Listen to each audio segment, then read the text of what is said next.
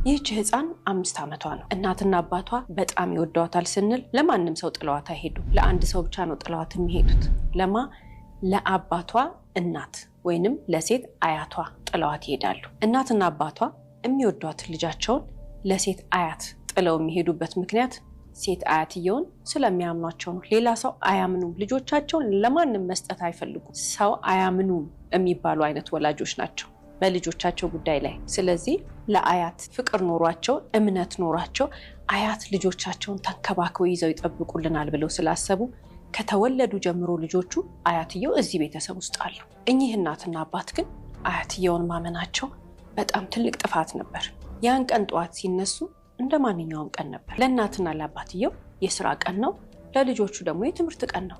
በጠዋት ተነሱ፣ ቁርስ በሉ፣ ተጫወቱ፣ ደስ ብሏቸው የጠዋት ሰዓታቸውን አሳለፉ። ትንሽ ሰዓት ናት የጠዋት ሰዓት። ቁርስ መብያ፣ ልብስ መልበሻ፣ መዘጋጃ ምንላ ሰዓት አይደል? ለባበሱ፣ ተዘጋጁ። ሙሉ ቤተሰቡ ስራ የሚሄድ ወደ ስራ ለመሄድ፣ ወደ ትምህርት ቤት የሚሄድ ደግሞ ወደ ትምህርት ቤት ለመሄድ። ከዛ በኋላ ግን አንድ ነገር ተፈጠረ። አያት የቤት ሰራተኛዋን ጠሩና መታጠቢያ ቤት ውስጥ ወይንም ባኞ ቤት ውስጥ የፈሰሰ ውሃ አለ መሬት ላይ ጥረጊው አሏት። የቤት ሰራተኛዋ በታዘዘችው መሰረት መሬቱን አደረቀችው። እሷ መሬቱን ካደረቀችው በኋላ ቀጥላ ሄደችና ለትንሿ ልጅ ለ5 ዓመቷ ልጅ የሚጠጣ ወተት ሰጠቻት። ትምህርት ቤት ከመሄዷ በፊት ወተት ጠጥታ እንድትሄድ ስላሰበች። ከዛ በኋላ ግን ህፃኗ ልጅ ወተቷን ጠጥታ ስትጨርስ ያልታሰበ ነገር አደረገች። ያ ያደረገችው ነገር ግን አያትየውን በጣም ያስቆጣቸዋል። ታዲያ እኚህ አያት ቡና እየጠጡ ነበር። የቡና ሲኒያቸውን አስደፋቻቸው። ቡናውን ሲኒውንም አሰበረቻቸው። ተቆጧት፣ በጣም ተቆጧት። መቆጣት ብቻ አይደለም መቷት። ሲመቷት ልጅቷ ተናደደችና እንደገና ሄዳ በንዴት ሌላ ሲኒ አንስታ ሰበረች። 5 ዓመቷ ነው እንግዲህ። ለምን ተመታው ብላ ተናዳ ሄዳ ነው እቺ ልጅ አይደል የምትሰብረው ያንን ሲኒ። ይሄ ግን ለአያትየው በጣም ትልቅ ጥፋት ነው። የመጨረሻ ቅጣት ይገባዋል። ግን የፈለገ ነገር ቢሆን ህይወቷን ሊያሳጣት አይገባም ነበር። እኚህ አያት ለሳቸው ቅጣት የሚሉትን ቅጣት ቀጧት። ባኞ ቤት ውስጥ አስገቧት። ብዙ ነገር አደረጓት። ግን ሲቀጧት በእርግጥ ህይወቷ እንዲያልፍ ፈልገው አልነበረም። ይህች ህፃን ልጅ በእርግጥ ህይወቷን አታለች። ታዲያ ህይወቷን አታለች ሲባል አያትየው እሳ ባኞ ቤት ውስጥ ካስገቧት በኋላ ምን አረጓት? አፍነዋት ነው? አንቀዋት ነው? ወይስ ከመጠን በላይ ደብድበዋት ነው? የሚያውቁት 2 ሰዎች ናቸው።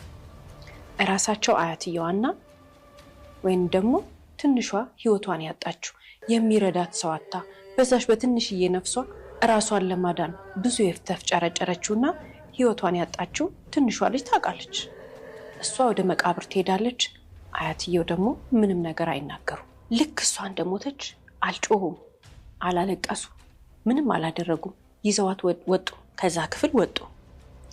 ከዛ ልብ ምቷ ምናምን ትንፋሿ እንዳለ ቼክ ሲያረጉ ህፃኗ መሞቷን ተረዱ። እዚህ ጋር ግን በፍጥነት ምን አሰቡ? ወዲያውኑ ወንጀላቸውን ለመሸፈን። ስለዚህ የቤት ሰራተኛዋን ጠሯት።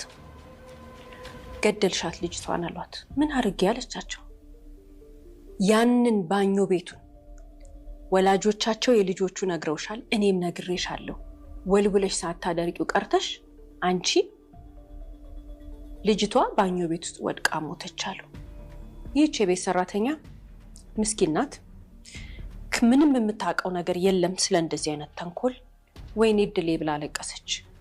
ወዲያውኑ ስም ያሏት እንዳትታሰሪ፣ ቤተሰቦቻቸው እንዳይበቀሉሽ፣ ማለትም ልጃቸው ወንድ ልጃቸውና ሚስቱ ማለት ነው የልጆቹ እናትና አባት፣ ሌላም ጉዳት እንዳይደርስብሽ እኔ ልንገርሽ ምን እንደምትይ አሏት።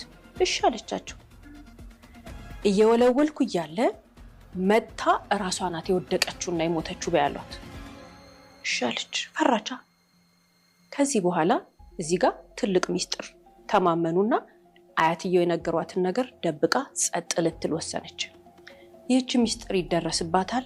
ሚስጥሯ ግን ተደርሶባት ወንጀለኛ ወይንም ደግሞ ገዳይ የሆኑት አያት ዛሬ ለቅሶ ቤት ውስጥ ከሰው ከለቅሶ ቤት ውስጥ ድንኳን ውስጥ ከጠረጴዛ ከወንበር እየዞሩ ተረጋግተው ሰውን ሀዘንተኛውን እንዲደረሰኮ እንዲሆናን የሞተችው እሷ እኮ ናት ሞሎያውን እንደዚህ አድርጋው እያሉ ሲወቅሱ የራሳቸውን ወንጀል ሰው ላይ ሲያላክኩት የነበሩት እኚህ አያት በስተመጨረሻ ሚስጥራቸው ይጋለጣል።